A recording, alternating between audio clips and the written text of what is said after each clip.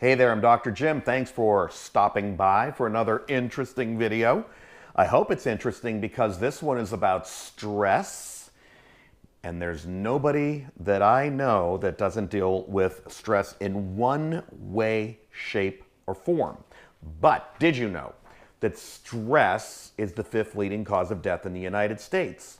That's right, it's up there behind heart disease and cancer and stroke and diabetes and Alzheimer's and accidents and homicide and suicide. It's up there, and it's a terrible, terrible thing. I don't want you to die from stress. So what is stress?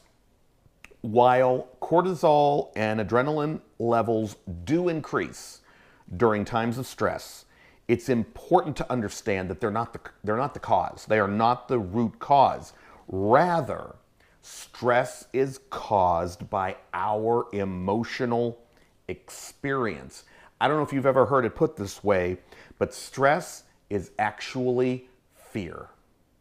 Stress is fear. There are many things to fear. Some are real, some are completely imagined. We have to know how to separate reality from fantasy.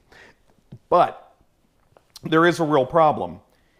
Although stress is the reaction to a fearful state, the real problem arises when the body does not go back into relaxation afterwards. In other words, okay, stress, I deal with it rationally, the emotions hit my limbic system, and then they signal to my frontal lobes. I start to get a little more rational about this. I put it into perspective. No storm ever lasts forever. But then I deal with more stress, and I deal with more stress, and I don't cope well, and I don't decompartmentalize these things. What happens is over time, my body breaks down.